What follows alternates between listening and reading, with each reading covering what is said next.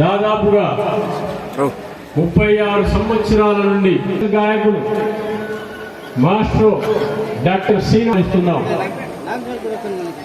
దాదాపుగా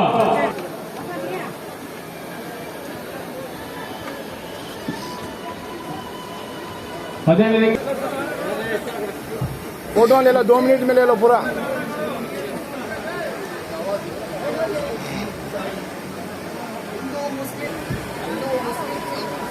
भाई भाई हिंदू मुस्लिम सिख ईसाई भाई भाई हिंदू मुस्लिम सिख ईसाई भाई भाई हिंदू मुस्लिम सिख ईसाई భాయ్ భాయ్ రహమతుల్లాహి గారు ఇక్కడ సమాధి అయ్యారు. మరి వారి యొక్క సేవలను కొనియాడుతూ వారి యొక్క ఆదర్శ మాటలను కొనసాగిస్తూ వారి పేరు మీదుగా జరుగుతున్నటువంటి ఈ ఉరుసు మహోత్సవ కార్యక్రమంలో భాగంగా 36 సంవత్సరాల నుండి మన వంశపారంపర పీఠాధిపతి తాజ్ బాబా గారు ఈ నేషన్ డినేషన్ కార్యక్రమాన్ని కొనసాగిస్తూ ఉన్నారు. ఎన్నో పాదయాత్రలు చేశారు. ఇంకా ఎన్నెన్నో మత సామరస్య కార్యక్రమాలు దాదాపుగా భారతదేశం నలుమూలలా నిర్వహిస్తూ వస్తున్నారు. మన దాన్ని ఒక సంస్థగా ఏర్పాటు చేసి ముందుకు తీసుకువెళ్ళాలని దృఢనిశ్చయంతో నడుంబిగించారు. మరి ఈ కార్యక్రమం ప్రారంభం ముందు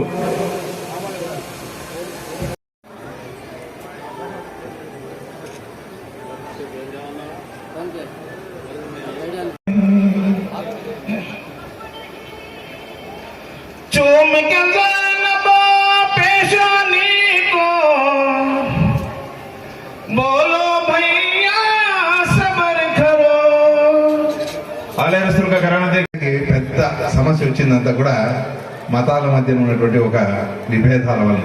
మీరు ఒప్పుకుంటారో లేదు తెలుసుకోండి. మతాల మధ్య లేదు విభేదాలు, మతాల పేరున విభేదాలు జరుగుతాయి. అది బహుశా మీరు కృష్ణ పరమాత్మ కావచ్చు, లేకుంటే రాముడు కావచ్చు, లేకుంటే బుద్ధుడు కావచ్చు, లేకుంటే మహమ్మద్ ప్రవక్త కావచ్చు, జీసస్ క్రైస్ట్ కావచ్చు, ఇప్పుడు వచ్చిన మన గాంధీ మహాత్ములు కావచ్చు, ఎవరైనా సరే మహనీయులందరూ కూడా ప్రపంచంలో మనుషులందరూ బాగుండాలనే ఉద్దేశంతోనే వాళ్ళు వచ్చారు, చెప్పారు, వాళ్ళు వెళ్ళారు. వాళ్ళేం తీసుకుపోలా, వాళ్ళు మనకు మంచి జ్ఞానాన్ని ఇచ్చి వెళ్ళారు. అలాగే బాబా ఫక్రుద్దీన్ వారు కూడా ఈ ప్రపంచానికి వచ్చి అందరూ కూడా సుఖంగా సౌఖ్యంగా అందరూ కలిసిమెలిసి ఉండాలనే ఒక భావంతో వచ్చారు. ఇది చాలా కొద్ది మందికే తెలుసు. అందరూ అనుకుంటుంటారు. మొట్టమొదటిసారి నేను ఒకసారి ఒకరిని పిలుచుకుని వచ్చాను ఇక్కడికి దర్గా దర్శనానికి. పిలుచుకుని వస్తే ఆయన చూసి ఇది గుడి కదా అన్నారు. అంటే ఆయన ఉద్దేశం ఏమంటే ఇది హిందువులది కదా అనే ఉద్దేశంతో అన్నారు. అన్నప్పుడు నాకు ఒక రకంగా ఏం చెప్పాలి ఇది సమాధానం అని ఒకరికి ఇక్కడ చూస్తుంది. ఎందుకంటే చాలా మందికి ఉన్నటువంటి ఒక భావన ఏమిటంటే ఇదేదో ఒక కుట్రగా జరిగినట్టుగా ఆలోచనతో మాట్లాడుతున్నాను. నేను ఏం చెప్పాలి కొంచెం చూస్తుంటే మా తాజ్బాబా గారు ఎంత సింపుల్గా ఒక సత్యం చెప్పారంటే చాలా అద్భుతమైన సత్యం, అందరూ తెలుసుకోవాలి. అయ్యా నీకు నాకు కులాలు మతాలు ఉన్నాయి, కానీ అక్కడ కూర్చున్నారే లోపల ఆ మహనీయునికి ఏ కులము లేదు, ఏ మతము లేదు. ఆయన జగద్గురువు అని చెప్పారు. బాబా ఫక్రుద్దీన్ వారు జగద్గురు అంటే ఏమి? జగత్తుకంతా గురువులే, మొత్తం జగత్తుకే గురువు అయిన ఆయనకు నువ్వేంటి నేనే. ఇప్పుడు బహుశా మహమ్మద్ ప్రవక్త కానీ లేకపోతే జీసస్ క్రైస్ట్ కానీ దేవుడే అల్లానే దిగి వచ్చి ఇక్కడ చూశారనుకోండి, ఎవరయ్యా అంటే నీవు చెప్పుకోవచ్చావు నేను ఫలానా అని. ఆయనకందరూ సమానమా కాదా చెప్పండి? ఆయనకందరూ సమానమే కదా. ఆయనకు మంచోడైనా చెడ్డోడైనా సమానమే, అది ఉండదు. అర్థమైంది? మనం అనుకోవచ్చు నేను చాలా మంచోడిని నన్ను ఇష్టపడతారని. కాదు, ఆయనకు అందరూ సమానం. ఒక తల్లికే బిడ్డలందరూ ఎలా సమానమో అదే విధంగా భగవంతునికి అందరూ సమానం. సార్ ఇక్కడ కనిపిస్తున్నారు నన్ను, ఇప్పుడే అట్లా ఇళ్ళు వస్తున్నానని. ఈరోజు దత్త జయంతి అండి, సాయిబాబా గుళ్ళో పూజ జరుగుతుంది అన్నది. ఎంత అద్భుతమైన రోజు ఈరోజు దత్త జయంతి అంటే. దత్తుడు ఎవరంటే మనం ఏదైతే సూఫీ సంప్రదాయాన్ని మనం గౌరవిస్తామో దాని మూల పురుషుడు దత్తాత్రేయుల వారు.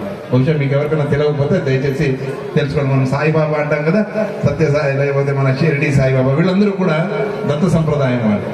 కాబట్టి ఈరోజు దత్త జయంతి కూడా అక్కడికి వెళ్ళి ప్రసాదం దొరికింది. ఎంత బాగుంది చూడండి.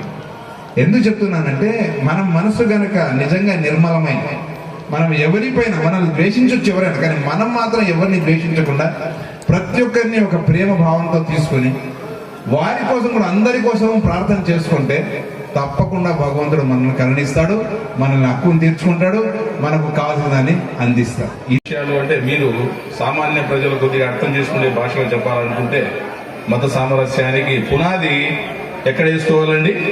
మన కుటుంబం నుంచే మొదలు కావాలి. అంటే ప్రతి ఒక్క కుటుంబం నుంచే మొదలు కావాలి. ఎందుకు? తల్లిదండ్రులు వాటిని పాటిస్తే పిల్లలు వాటిని చూసి నేర్చుకునేదానికి చూస్తారు. అంటే మనం మా అమ్మ ఏ రకంగా ప్రవర్తిస్తూ ఉంది, మా నాన్న ఏ రకంగా ప్రవర్తిస్తున్నాడు, అంటే వ్యక్తుల పట్ల కావచ్చు లేదా ఇతర యొక్క మతాల పట్ల కావచ్చు. సో వాళ్ళు ప్రవర్తించేటువంటి తీరును బట్టి పిల్లలు ఆ యొక్క దీన్ని నేర్చుకునేదానికి చాలా అవకాశాలు ఉంటాయి. సో ఆ రకంగా మనం ప్రతి కుటుంబంలోని తల్లిదండ్రులు అంటే వాళ్ళ యొక్క కుటుంబ ఎదుగుదలకే కాకుండా మతపరంగా ఆధ్యాత్మికంగా ఎదిగే క్రమంలో వాళ్ళ మతాన్ని ప్రేమించుకుంటూ ఇతరులను అగౌరవపరచకూడదు అనేటువంటిది మనసులో పెట్టుకొని మనం ప్రవర్తించి మనం మెలిగితే పెద్ద అయిన తర్వాత పిల్లలు కూడా అదే రకంగా మెలుగుతారు. అంటే ఆ క్రమంలో మన పిల్లలకు నేర్పించాల్సింది ఏంటి అంటే నాది అనేది మొదట కొద్దిగా విడనాడాలి. నాది అంటే ప్రతిదీ నా అహం అంటాం కదా, నాది, నా కుటుంబం, నా సమాజం. అక్కడికి వచ్చేటప్పటికి మళ్ళీ మనకు రావాలి నా సమాజం అనేది మనకు ఉండాలి, ఆ ప్రేమ ఉండాలి. సో మన కుటుంబం వరకు నాది అనేటువంటి ఒక కొద్దిగా ఉన్నటువంటి అహం వీడితే ఇతరులను ప్రేమించే గుణం మనకు వస్తుంది. అందరము తిరుగుతాం. రవిజీ, మన సిక్కు సోదరులు, తాజ్ బాబా వారు, స్టూడెంట్స్ మొత్తం, కాలేజీల స్టూడెంట్స్ మొత్తం ప్రతి చోట ఇన్షాల్లా. అన్న సీనన్న గారు, అన్న లేని ఒక నిమిషం, ఈ టీం ని మనం సిద్ధం చేస్తున్నాం. అన్నకి ఒకప్పుడు చూస్తే భయపడేవారు జంబు సీనాని, కానీ ఇప్పుడు ఆయన మనందరిలో కలిసి ప్రేమ, శాంతి, సామరస్యం కోసం పనిచేస్తున్నారు. మరి గత సంవత్సరం మాటిచ్చాం తాజ్ బాబా గారికి, సర్వధర్మ వైకుంఠ రథాన్ని ఇస్తామని. అన్న ఏసీ నాగరాజ్ అన్న గారు ఒక్క నిమిషం నిలబడండి. దాత ఏసీ నాగరాజ్ అన్న గారు సర్వధర్మ వైకుంఠ రథాన్ని మేము తాజ్ బాబా సన్నిధికి తీసుకొచ్చి ఇక్కడ పెట్టాము. పుట్టపర్తిలో కూడా సర్వధర్మ వైకుంఠ రథాన్ని పెడతాము. హిందూపురంలో కూడా ప్రస్తుతం ఉంది. ఇన్షాల్లా మొత్తం మా యొక్క సూఫీ సత్పురుషుల వేదిక తరపున అన్ని చోట్ల సర్వధర్మ వైకుంఠ రథాన్ని పెడతాం. ఎందుకు పెడతామంటే చాలా బాధపడ్డాం కోవిడ్లో. ఎంత బాధపడ్డామంటే ఒక కులాన్ని తీసుకొచ్చారు, వాళ్ళు లోపలికి తీసుకోలేదు. లేదండి మా కులం వాళ్ళు కాదు, మేము లోపలి శ్మశానంలో స్థలం ఇవ్వమన్నారు. చాలా బాధ అయింది. పుణ్యాత్ముడు శ్రీనివాసులు గారు డిప్యూటీ కలెక్టర్ అయ్యారు, ఆయనకు కూడా ఈరోజు అవార్డు తీసుకునేది ఉంది. శ్రీనివాసులు అనే తహసీల్దార్ గారు అడిగాను, సార్ దయచేసి జనరల్ శ్మశాన వాటికను కేటాయించండి, ఒక కులము ఇంకొక కులంలో పూడ్చనీయటం లేదు, చాలా ఇబ్బందికరమైన పరిస్థితి ఉందంటే 5 ఎకరాల జనరల్ శ్మశాన వాటిక ఇచ్చారు.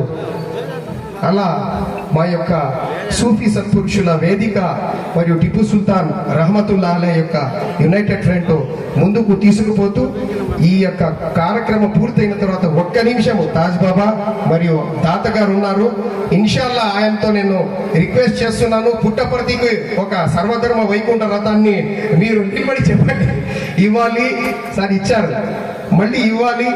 మన వెంకటస్వామి అన్న గారు కూడా వచ్చారు. నిజంగా వాళ్ళందరూ సేవ మరియు దాతలు, ఎంత పెద్ద దాతలు అంటే వాళ్ళు కులాలు మతాన్ని పక్కన పెట్టి ఇస్తారు. మాకు ఈ యొక్క అవకాశం ఇచ్చారు.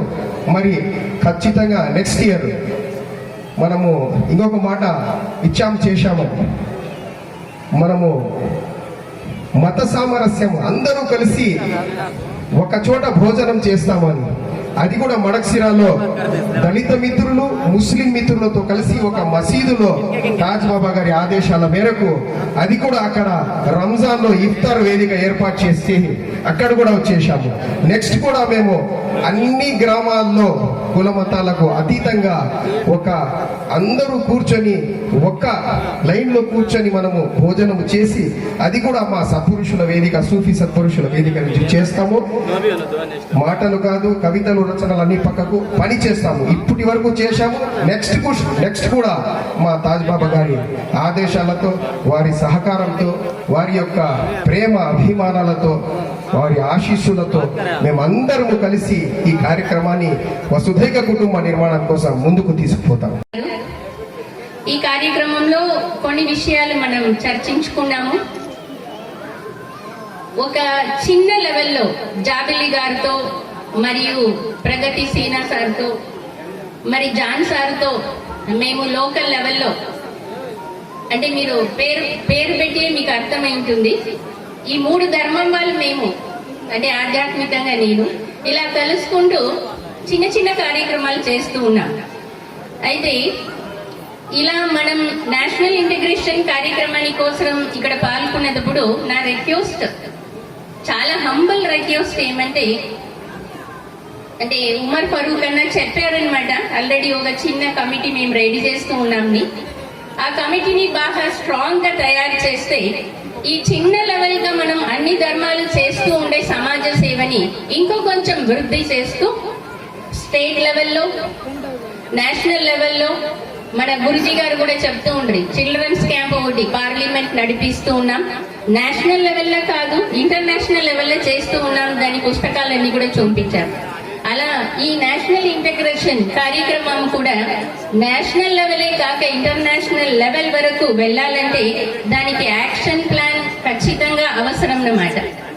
అంటే బ్రహ్మకుమారి సంస్థలో మౌంట్ అబు రాజస్థాన్ లో ఈ కార్యక్రమాన్ని మేము చేస్తూ ఉన్నాము. ఆ అనుభవంతో నేను ఈ సభలో నా హంబల్ రిక్వెస్ట్ ని తాజ్ బాబా గారి ముందర ఉంచుతూ ఉన్నాను. సో ప్లీజ్ ఇలాంటి కార్యక్రమాల్ని కొంచెం పెద్ద లెవెల్లో, ఇక్కడ స్టేజ్ లో ఎవరెవరు కూర్చున్నారో అందరూ చాలా మహానీయులు, అందరూ కలిస్తే మాత్రం ఈ యాక్షన్ ప్లాన్ కోసం నేను మీ ముందర రిక్వెస్ట్ ఉంచుతూ ఉన్నాను. అంటే కొంచెం స్టేట్ లెవెల్లోనే కాక నేషనల్ లెవెల్లో కూడా సర్వ మతాలు కలిసి సమాజ సేవ రూపంలో దాన్ని ప్రత్యక్షం చేయాలని అన్ని ధర్మం వాళ్ళు కలుస్తూ ఉన్నాం. ఇదే చాలా పెద్ద మాట. స్టేజ్ మీద ఇంత మహానీయులు డిఫరెంట్ రిలీజియన్ నుండి మనం అందరూ కలుస్తూ ఉన్నామంటే ఇది చాలా గొప్ప పని, చాలా గొప్ప విషయం అన్నమాట. మన డిఎస్పీ గారు కూడా దీని విషయం షేర్ చేస్తా ఉండ్రి 2 రోజుల ముందు. అయితే ఈ విషయాన్ని పెనుగొండ నుండి ప్రారంభించాలి. దీని యాక్షన్ ప్లాన్ ప్లీజ్ గురుజీ గారు మరి ఇక్కడ ఎవరెవరు ఉన్నారో తాజ్ బాబా గారి యొక్క సహయోగంతో దీన్ని తయారు చేసుకుంటే అస Brahma Kumari I'm ready to serve for all in different of all religions. పోతావు, నీ వెనుకలు నిన్ను ఆచరించే వాళ్ళు కూడా చెడిపోతారు. కాబట్టి మత సామరస్యం గురించి కూడా చెప్పారు. కాబట్టి ఇదే లాస్ట్ చివరి విషయం. మన చెడు గురించి మాటికి మనం చెప్పే బదులు రీసెంట్లీ ఒక విషయం నేను చెప్పాను. చీకటి గురించి మాటికి మనము చీకటి అంధకారం అని చెప్పే బదులు చిన్నపాటి దీపాన్ని మనం వెలిగిస్తే ఆటోమేటిక్గా చీకటి దూరం అయిపోతుంది. ఒక వ్యక్తిలోని చెడు గురించి మాటికి ఎత్తి చూపే బదులు ఆ వ్యక్తికి మంచిని బోధించండి, మంచిని చెప్పండి. ఆటోమేటిక్గా తన లోపల ఉన్నటువంటి ఆ తన లోపల ఉన్నటువంటి అంధకారం వెళ్ళిపోతుంది. డిఎస్పీ సార్ చెప్పినట్లు నా యొక్క ఆలోచన సార్ నోటి నుంచి వచ్చింది. నేను ఒక స్కూల్లో వెళ్ళినప్పుడు సెయింట్ మేరీ స్కూల్లో వాళ్ళ ప్రిన్సిపాల్కి చెప్పాను, madam every week at least once in a week every week ప్రతి పిల్లలకు ట్రెడిషనల్ డ్రెస్, అంటే వాళ్ళ మతానికి సంబంధించిన దుస్తులు వేసుకొని రమ్మని చెప్పండి. చిన్న పిల్లలు ఎల్కేజీ నుంచి నర్సరీ నుంచి ఒక పిల్లోడు టోపీ పెట్టుకొని, ఒక హిందూ సోదరుడు బొట్టు పెట్టుకొని, ఒక క్రైస్తవ సోదరుడు మెళ్ళో సిలువ వేసుకొని, ఒక సిక్కు సోదరులు తలపైన పాగా పెట్టుకొని ఒకే చోట కూర్చొని చదువుకొని ఒకే చోట కూర్చొని తింటే రేపు పెద్దయిన తర్వాత రాజకీయ నాయకులు చేసే కుటిలత్వానికి చెప్పుతో కొట్టారు. తప్పు అనుకోద్దండి, పెద్దల ముందు చెప్తున్నాను. అతను చిన్నప్పుడు కలిసి చదువుకున్నాంరా, చిన్నప్పుడు కలిసి తిన్నాంరా, మాకెందుకని. కాబట్టి దయచేసి ప్రతి ఒక్కరూ. రెండోది చిట్ట చివరి విషయం సార్, పోలీసులు డ్రెస్సులు లేకుండా ఏ రోజు పండగలు పాల్గొంటారో ఆ రోజు నిజమైన పండగ, అంటే బందోబస్తు లేకుండా జరిగిపెట్టేటువంటి పండగలు చూడాలని కోరుకుంటున్నాం sir. Please. Thank you. Taj Baba గారు అంటే ఎక్కడ ప్రపంచంలో ఇటువంటి మత సామరస్యము ఎక్కడ చూసింది. చాలా ఏళ్ళ నుంచి చాలాసార్లు ఇంతకుముందు లాస్ట్ ఇయర్ కానీ పిలుపు వచ్చినది. నేను నా ఊహ వేరే ఉండా ఇక్కడ జరుగుతుంటే నా ఊహకి దైనికి సంబంధం లేకుండా ఇక్కడ ఉన్నారు. ఎందుకంటే ప్రతి ఒక్కరి నోట్లో కానీ నేను దాదాపు నా టైం స్పెండ్ ఎట్లా చేస్తానంటే 7 గంటలకు వచ్చేసిన తర్వాత 8 to 10 అంటే 2 hours ఆధ్యాత్మిక విషయాలు ఏమి వీళ్ళు చెప్తున్నారు ఏమి అనే దాని మీద కొంచెం గూగుల్లో సెర్చ్ చేసి వింటూనే ఉంటాను. ఆ 2 గంటల సమయంలో ఇప్పుడు ఖచ్చితంగా వింటున్నాను ఆ మాటలని. ప్రతి ఒక్కరి నోట్లో కానీ అదే మాటలు అవే మాటలు, ఇంకేమి వేరే కులాలకు సంబంధించిన మాటలు లేదు. కులాలు మతాలు మంచివే, ఎందుకంటే మన పూర్వీకులు పాటించినారు, దాంట్లో తప్పు లేదు. మన గడప లోపల ఆచరిద్దాం. ఇప్పుడు కమ్యూనిటీలో పుట్టాను, మా నాయన ఒక రకంగా చేయమని చెప్పినాడు, మా తాత ఉన్నాడు, వాళ్ళంతా ఒక పద్ధతి ప్రకారం పూజ చేసుకుంటే ఆ పద్ధతి ప్రకారం నేను ఆచరిస్తాను. నా గడప లోపల బయట అంటే ఒక సమాజం ఉన్నది కదా, ఆ సమాజం కోసం మనమంతా కలిసి ఆ సమాజం చెడు వ్యసనాలకు పోకుండా ఇలాంటి కార్యక్రమాలు చేస్తూ పోతే బాగుంటుంది. కాకపోతే ఈ కార్యక్రమంలో ఒక చిన్న పద్యం, అంటే నేను తాజ్బాబు గారు కానీ అప్పుడు విన్నాము ఈ పద్యం. మా తాజ్బాబు గారు నేను కానీ ఒక ట్యూషన్లో ఉంటాను, గోలిగుళ్ళు కానీ ఆడుకుంటాను మేమిద్దరు. మధ్యలో కానీ కొట్లాడుకున్నాము. మొత్తం 25 years అట్లా పోయినాము, మొత్తం అంతా జరిపినాము. ఇప్పుడు 50 years తర్వాత ఆ మహానుభావుడు చేస్తాంటే మానవత్వంలో దైవత్వం ఉన్నది గ్రహించుకొని ఆ కార్యక్రమానికి చేదోడు నాకు చేతనంత వరకు నేను చేసుకుంటా పోతానే ఉంటాను. ఇప్పుడే కాదు, రేపు సంవత్సరంలో కానీ తాజ్బాబు గారు పీఠాధిపత్యం కొడుకుకి అప్పు చెప్తున్నారని మాకు సూచనగా తెలిసింది. స్వామి గారు, ఒకవేళ మీరు ఈ పీఠాధిపత్యానికి కొడుకుకి అప్పగించినా కానీ ఇలాంటి కార్యక్రమాల్లో మీరు మాత్రం తప్పకుండా ఉండాలా. మీకు ఆరోగ్యం ఉన్నంత వరకు, దేవుడు మీకు శరీరం సహకరించినంత వరకు ఈ సమాజం కోసము ఈ పెనుగొండకే ఒక గుర్తింపు తేవాలని మనస్ఫూర్తిగా కోరుకుంటాను. ఒకవైపు వారు ప్రపంచ తెలుగు మహాసభలు పెట్టి 4 గవర్నర్లు పిలిపించి ఆ కార్యక్రమం ఏర్పాట్లు ఉన్నారు. అలాంటి గొప్ప కార్యక్రమాలు నిర్వహిస్తూ ప్రపంచమంతా పర్యటించారు తెలుగు గజల్ పాడుతూ. కేవలం మన యొక్క తాజ్ బాబా గారి యొక్క దువాతో, వాళ్ళ ఆశీర్వాదంతో వారు ఇక్కడ ఇచ్చేశారు. వారిని వారి మాటలు, వారి పాటలు వినిపించవలసిందిగా సవినయంగా కోరుతున్నాం.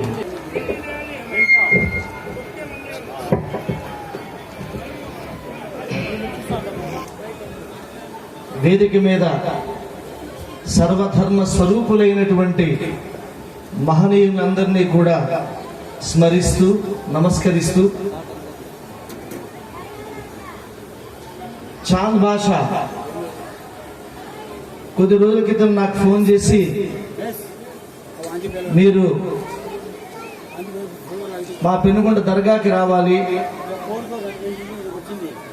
ఇక్కడ జాతీయ సమైక్యత సదస్సు జరుగుతుంది, సింపోజియం, మీరు అందులో వచ్చి మాట్లాడాలి అంటే, అయ్యా నేను ప్రపంచ తెలుగు మహాసభలు జరుపుతున్నాను ఆంధ్ర సారస్వత పరిషత్తు తరఫున, ఆంధ్రమేవ జయతే అన్న నినాదంతో ఊపిరి సలపనంత బిజీగా ఉన్నాను. 4 గవర్నర్లు పిలిస్తే 6 గవర్నర్లు వస్తున్నారు,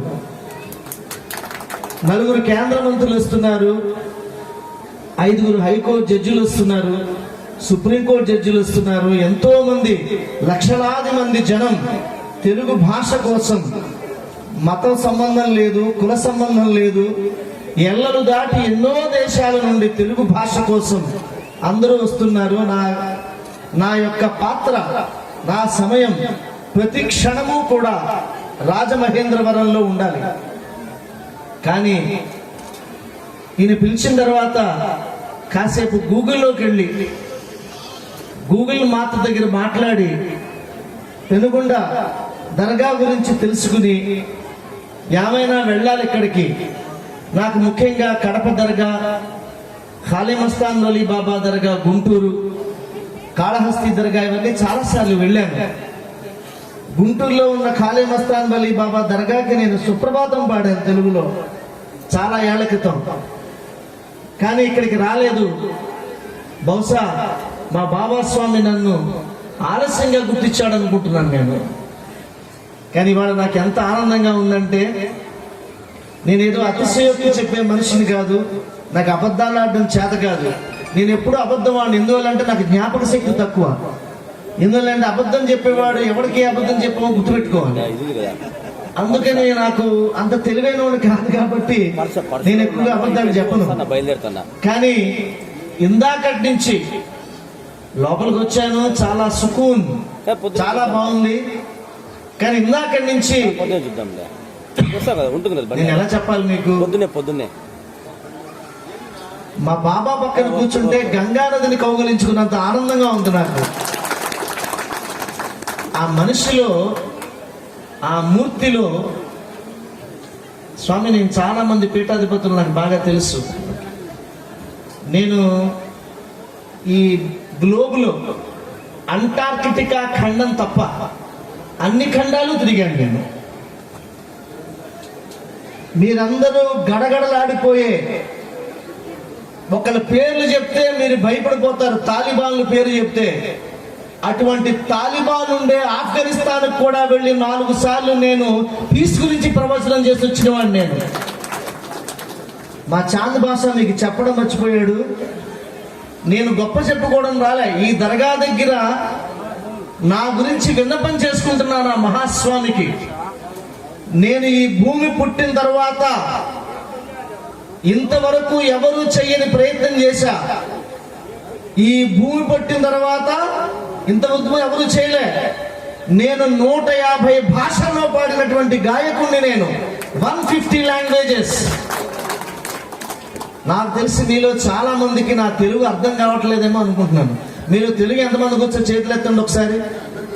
మరి అందరూ మీరు మౌనంగా ఉంటారేంటి? గట్టిగా చప్పట్లు కొట్టండి మీరు అందరూ ఒకసారి. మీరు కొట్టే చప్పట్లు ఎలా ఉన్నాయో చెప్పనా, దీపావళి పండుగ చేసినప్పుడు కొన్ని సామాన్లు మిగిలిపోతాయి. అవి ఏం చేస్తామంటే అటక మీద పెట్టి నెక్స్ట్ ఇయర్ ఎండలో పెట్టి తర్వాత కాలుస్తాం, తుప్పు తుప్పని సౌండ్ వస్తుంది. అలా ఉన్నా మీరు కొట్టే చప్పట్లు. కొడితే గట్టిగా కొట్టండి. మీరు కొట్టే చప్పట్లు ఆ మహాస్వామికి వినిపించేంత గట్టిగా కొట్టాలి. చేతులు పైకెత్తి కొట్టాలి అందరూ కూడా ఒకసారి, ప్రతి ఒక్కరు. మనము నాదం వినిపించాలి. అజాన్ ఎందుకు చేస్తారు? ప్రపంచమంతా వినిపించాలని, ప్రపంచమంతా జాగృతి చేయాలని.